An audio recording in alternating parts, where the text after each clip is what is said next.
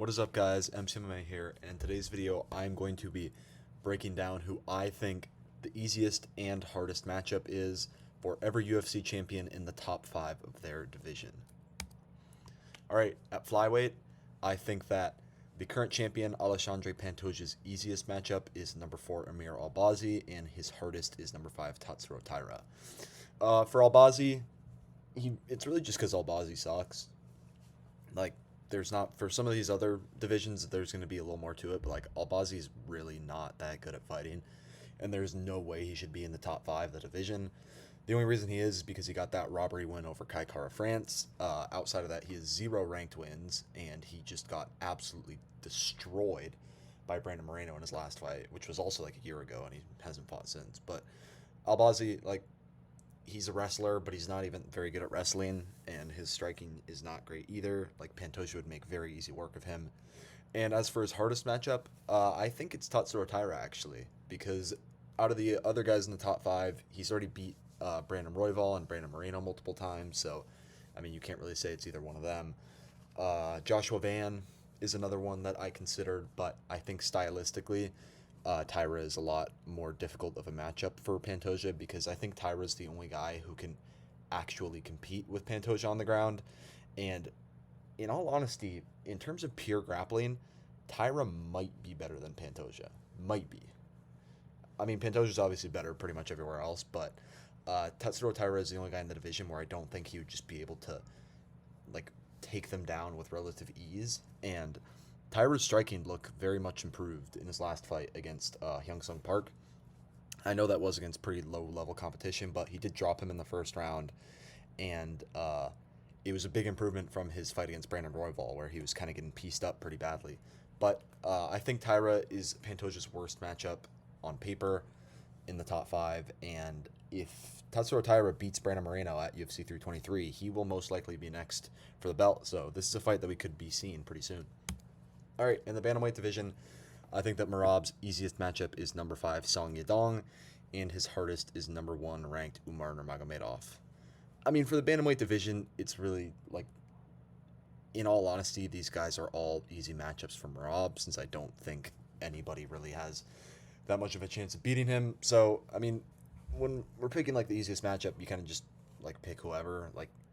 I picked Yadong, but you could say Petr Yan because of how badly Merab beat him in the first fight. You could say Sean O'Malley because Merab has already beat him twice, pretty decisively. You could say Corey Sandhagen, since Merab also just beat him pretty decisively. He's lapping the division at this point.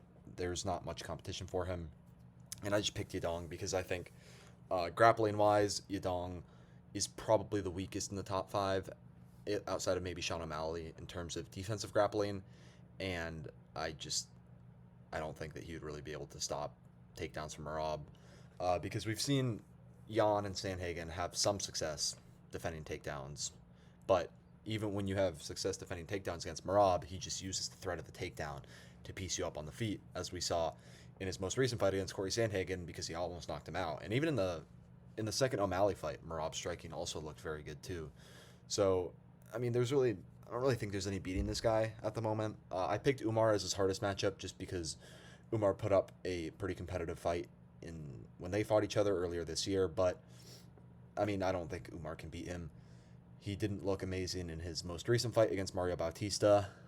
He showed some holes in his game that I think Merab would be able to exploit pretty easily, and I think he probably is the toughest matchup, but that does not mean I think he has a chance of beating Merab, because Merab is just that dominant.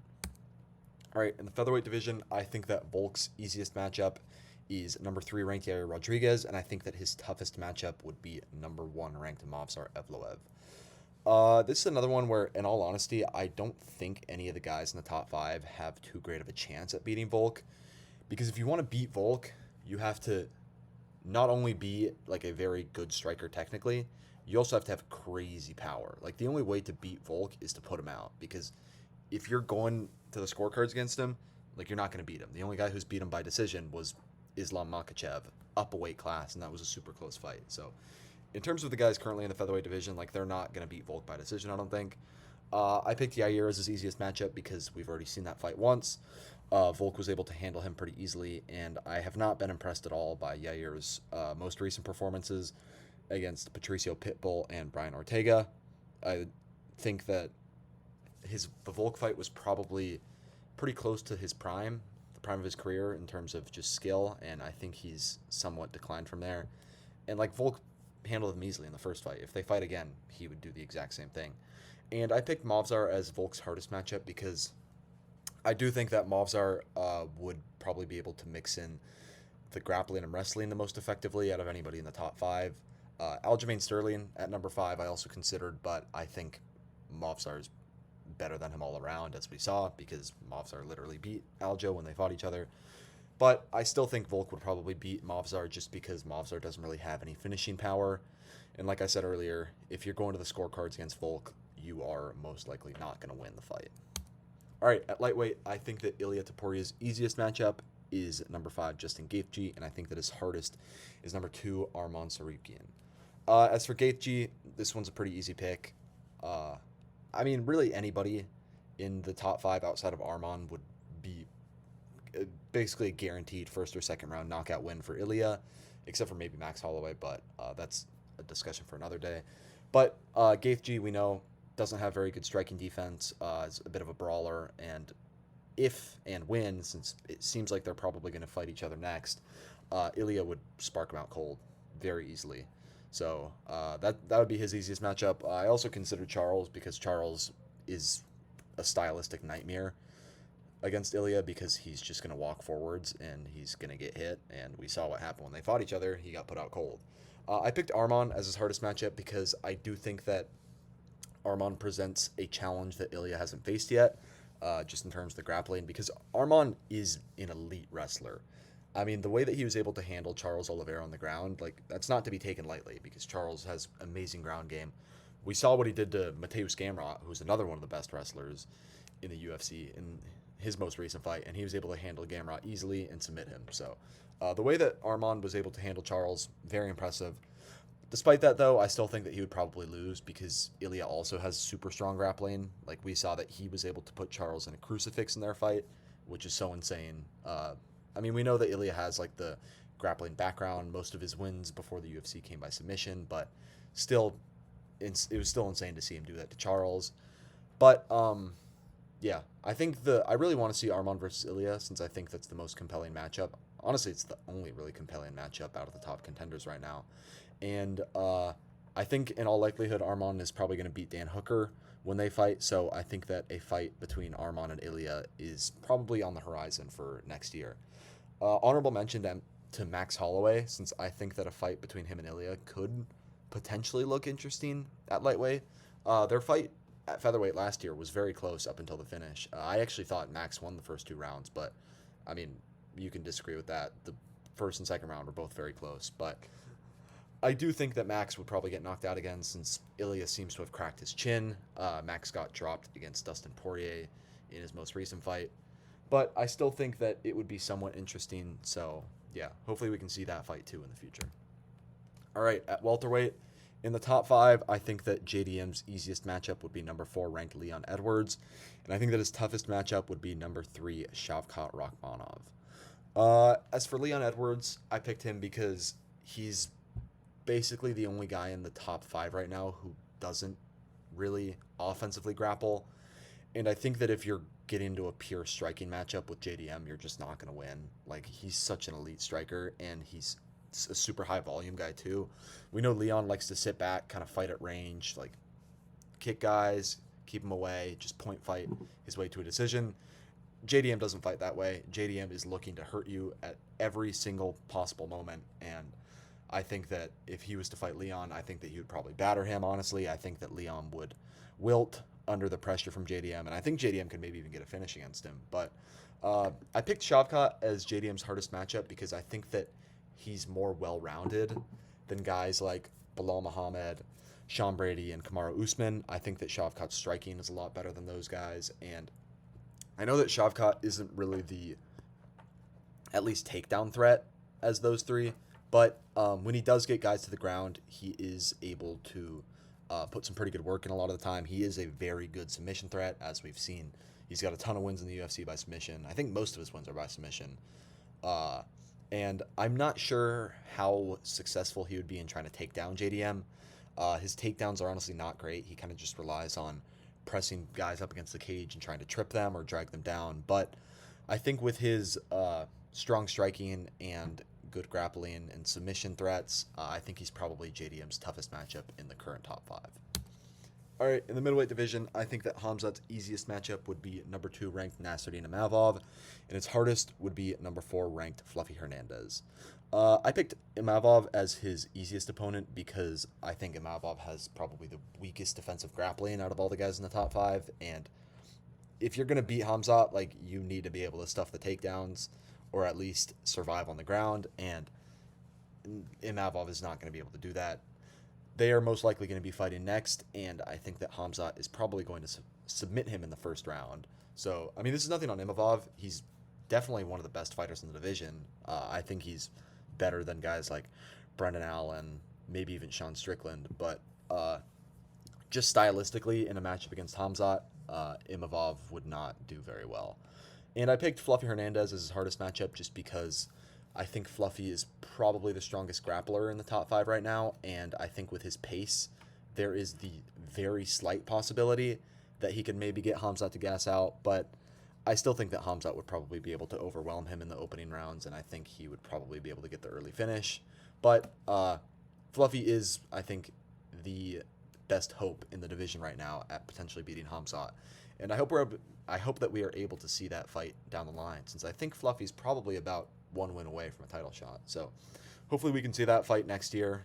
I think Fluffy's probably going to fight Sean Strickland next, and I think he could probably beat Strickland. So I think a Fluffy versus Khamzat fight is definitely likely, and I would really like to see that matchup.